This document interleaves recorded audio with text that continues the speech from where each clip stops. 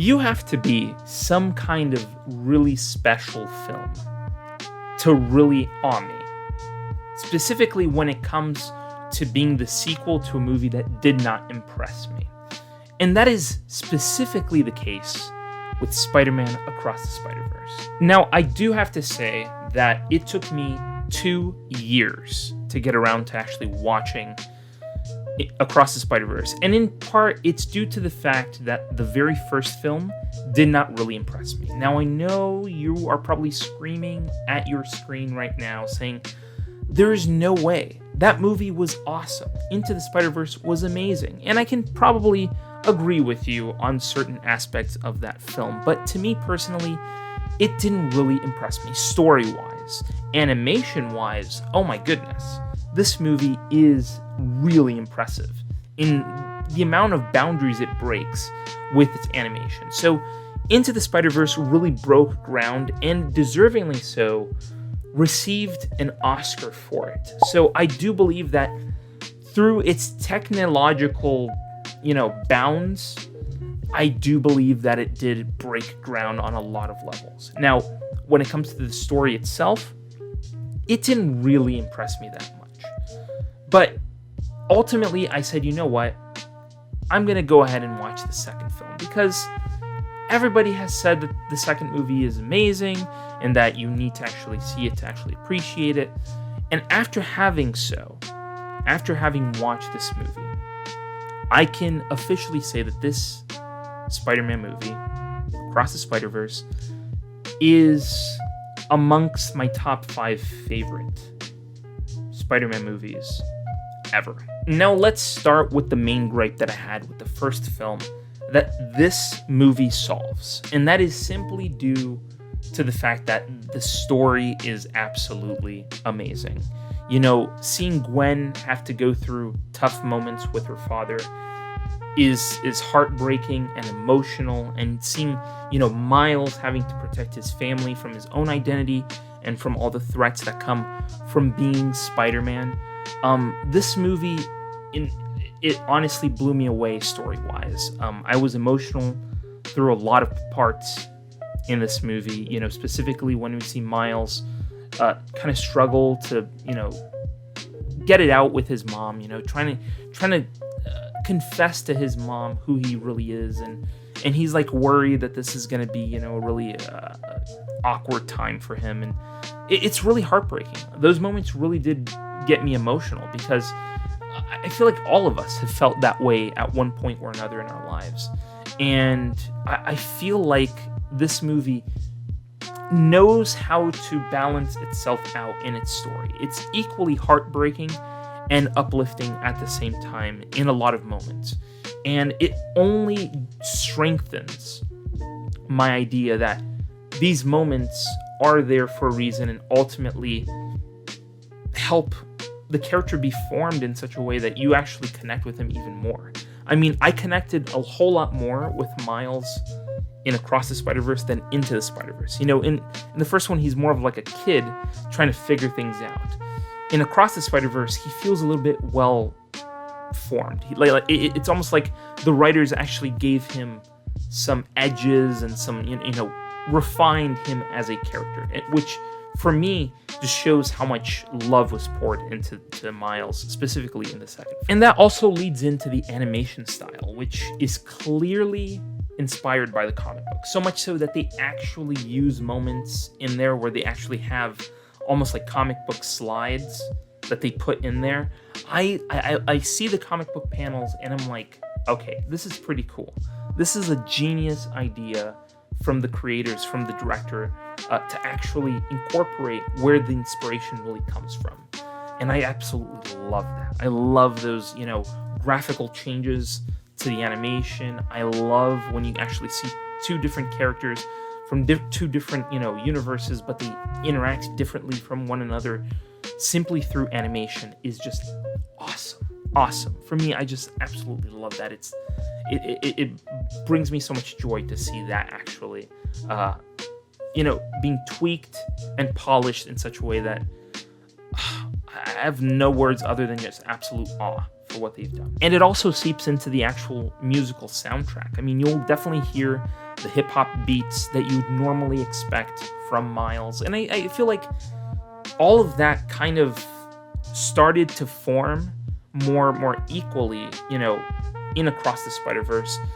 And, before that, even with the Spider-Man Miles Morales game, where we actually see more of that as well playing out. So I really do think that music plays a big role in Miles' life. So, I mean, to have that be incorporated into the story is awesome as well. And just jamming to the hip-hop beats are just absolutely phenomenal. And obviously you have Shameik Moore and Haley Steinfeld returning once again to the film, and just absolutely being these incredible characters once again, and actually putting in even more depth than when they were there the first time. It's bonkers to me that a small amount of growth in this story in specific really makes huge strides, and just seeing how they grew up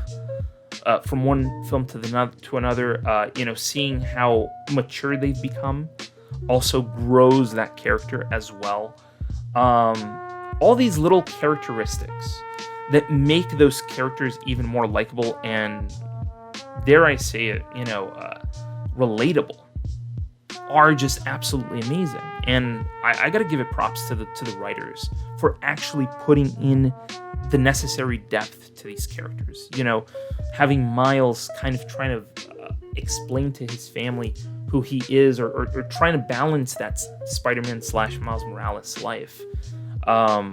You see a lot of it in this film, and a lot of times it is heartbreaking, and then you have to see Gwen have to go through a similar situation with her and her family, and trying to see her try to protect the multiverse in a way, and working with the task force in the multiverse is incredible as well. And seeing that play out is interesting. So I wouldn't say that Across the Spider-Verse is an entirely Miles Morales film. It's more like a Miles Morales and Gwen story, which is really interesting as well.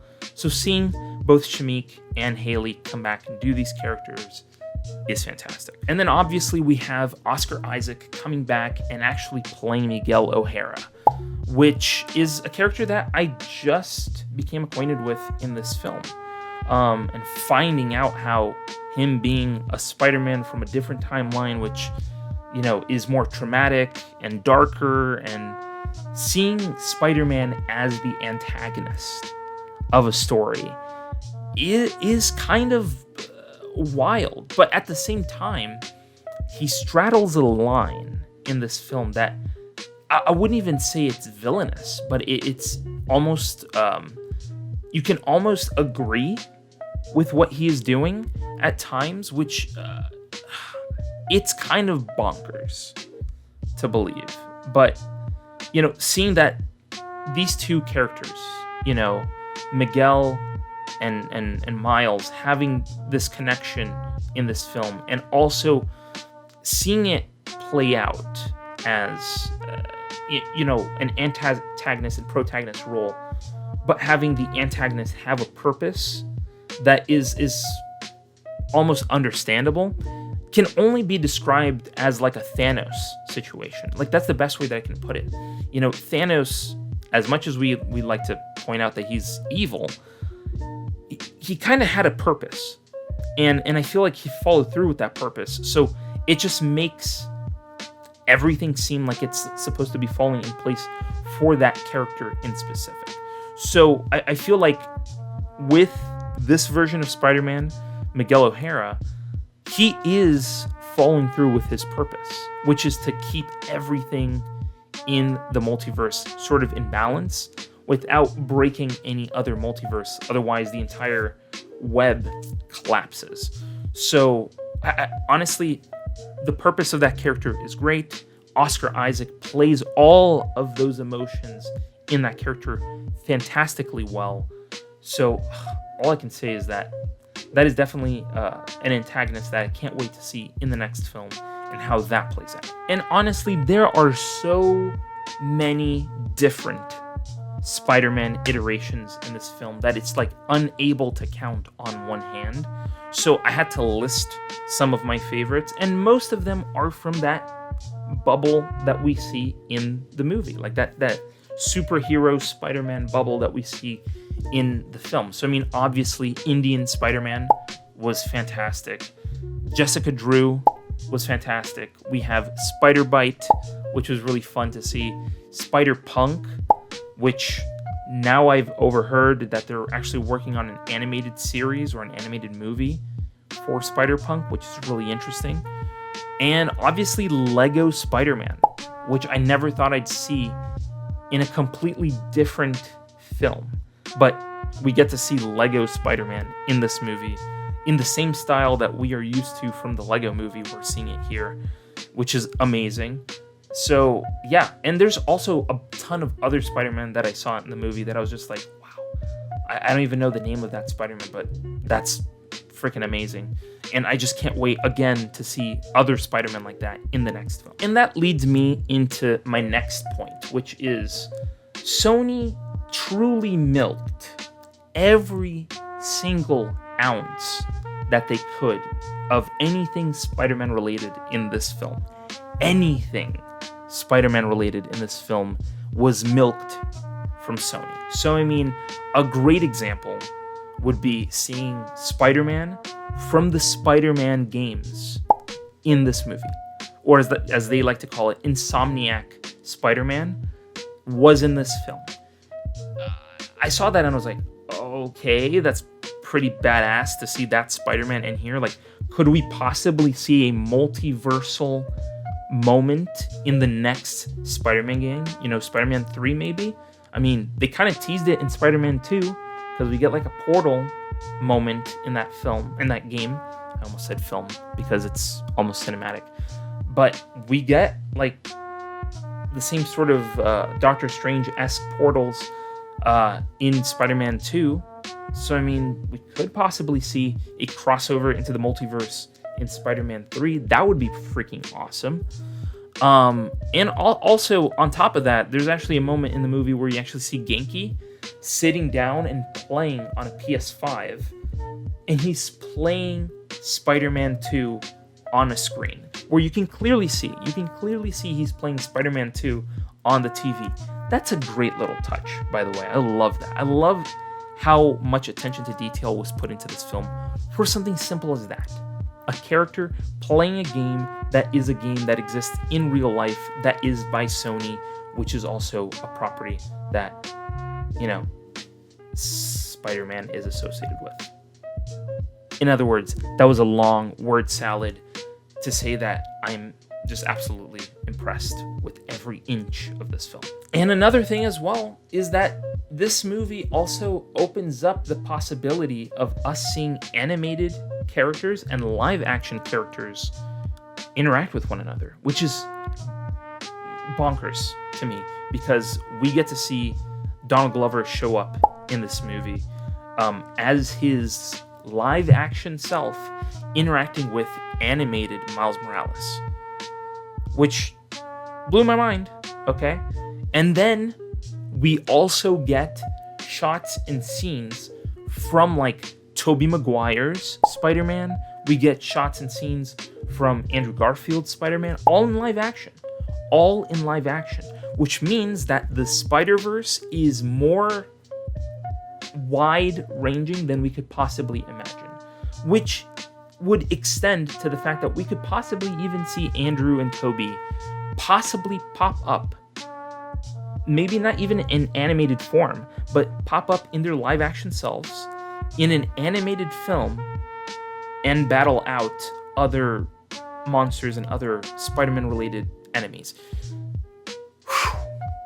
Needless to say, I love Spider-Man, and if that were to happen, I'd freaking buy a ticket like yesterday to see that film. And something as well that a little touch that I also loved was seeing J.K. Simmons being like the connecting character for all the Jonah Jamesons of other universes, except the Insomniac verse, which is a different character, actor that actually does that voice.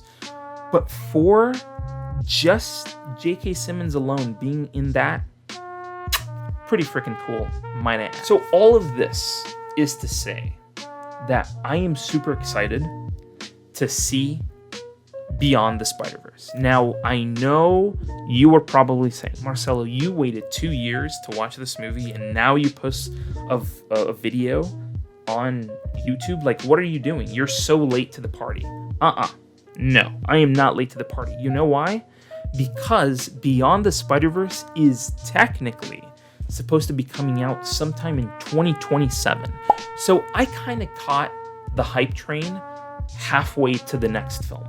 So before you come at me saying like, A, you are super late to the party, just so you know, the movie is technically supposed to be coming out in 2027. So I'm not late to the party. I'm just halfway to the next party. And like I say in all my videos, these are just my opinions. I honestly loved this film. I would probably put Across the Spider-Verse amongst maybe No Way Home or, the Sam Raimi Spider-Man movies, and maybe like one of the Amazing Spider-Man movies as probably my favorite Spider-Man movies of all time. This one would easily fit amongst those films. It's emotional, it's deep, there are incredible moments, amazing action sequences, there are heartbreaking moments as well. You will feel a ginormous amount of emotions and feel the depth that they put into these characters. I just have nothing else to say other than I'm blown away that they created this movie, and I want to hear from you. What do you guys think? Do you think the same as I do, that they put incredible work into this film and just can't wait for the second movie? Did you not like this movie and liked the first one more, or do you like this one more than you liked the first movie? Are there things that you were excited to see in Beyond the Spider-Verse? I want to hear from you. I am excited to see where things go from here, and I want to know if you are too. So put that in the comments below. And while you're down there, hit the subscribe button and hit the bell to be notified when new videos go live on this channel. And thank you so much for watching this video and for seeing me rep my Amazing Spider-Man t-shirt. And thank you so much for watching this video once again. And I'll see you in the next video. Scrolling through YouTube, same old routine, then bam, movie savant, what a scene. Trivia bombshells dropping knowledge like rain. Forget the dishes, gotta watch it again. Movie buffs unite, savants to place. Subscribe and hit the bell, don't leave a trace. Next level knowledge keeps you in the loop. Savants got the scoop, ain't nothing to recoup.